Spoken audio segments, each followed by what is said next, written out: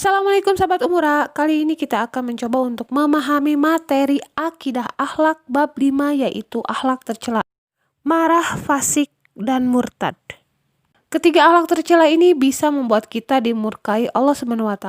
Lalu bagaimana sih cara untuk menghindarinya? Yuk fokus, kita mulai. Marah. Apa itu marah? Kamu pasti pernah marah kan? Tapi bukan berarti marah itu nggak boleh ya. Marah itu fitrah yang dimiliki manusia. Jadi, marah yang mesti dihindari itu adalah marah yang tercela. Seperti marah dengan alasan yang tidak dibenarkan. Misalnya, marah karena membela kemaksiatan. Marah yang bisa menyeret pada perkara yang haram, seperti mencaci, berkata kotor, berkata keji, menuduh, menghina, atau bahkan merusak barang, menendang, memukul, atau bahkan membunuh. Jadi apa itu marah? Marah dalam bahasa Arab disebut dengan godob, yang berarti keras, kasar, padat.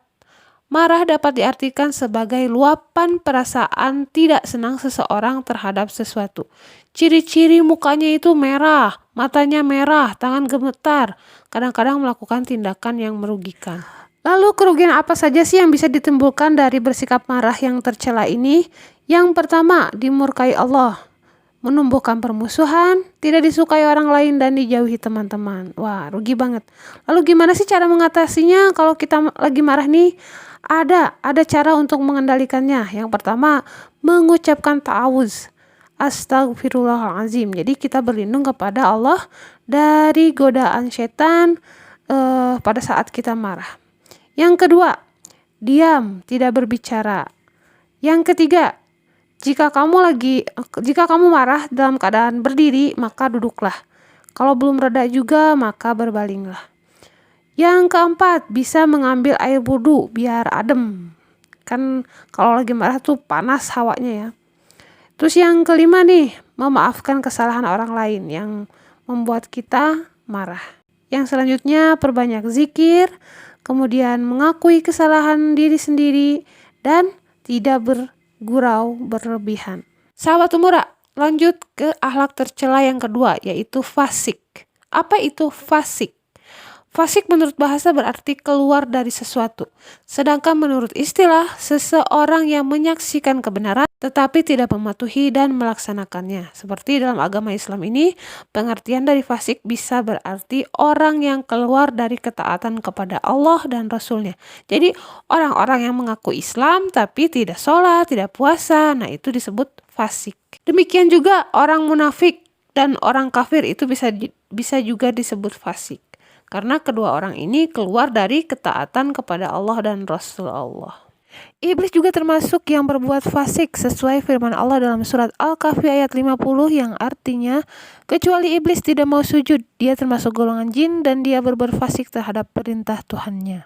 Apa saja sih kerugian atau akibat yang timbul dari perbuatan fasik ini? Pertama, kena azab neraka, dimurkai Allah dan tidak dipercaya oleh manusia. Maka kita harus menghindari perbuatan fasik ini. Caranya gimana? Caranya pertama, mengingat siksa dan ancaman Allah. Kedua, meminta pertolongan kepada Allah agar dijauhkan diri dari sifat fasik. Kemudian kita juga harus bergaul dengan orang-orang yang soleh. Kemudian belajar ilmu agama secara sempurna, jangan setengah-setengah. Dan yang terakhir adalah mengingat bahaya fasik. Lanjut ke akhlak tercela yang ketiga, murtad. Murtad itu artinya meninggalkan atau keluar dari agama Islam ke agama lain tanpa ada paksaan, dalam usia tamyiz atau sudah mampu memilah-milih mana yang baik, mana yang benar, dan berakal sehat. Nah, itu murtad. Apa saja kerugiannya? Rugi banget, rugi besar ini. Ruginya ini misalnya melakukan perbuatan murtad dan mati dalam keadaan kekafiran, maka fatal akibatnya. Pertama, amal ibadah jadi terhapus, sia-sia dunia akhirat.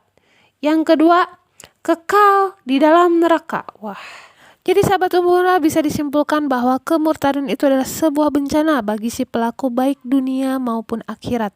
Maka dari itu, mengingat akibat yang ditimbulkan dari perbuatan murtad adalah cara jitu untuk menghindari perbuatan tersebut. Selain itu, memahami ilmu agama secara sempurna, mengokohkan landasan akidah sejak dini, menjauhi pergaulan dan lingkungan yang buruk merupakan ikhtiar kita untuk melindungi diri dan keluarga dari perbuatan murtad. Sekian penjelasan dari Umura, sampai ketemu lagi di video selanjutnya. Assalamualaikum warahmatullahi wabarakatuh.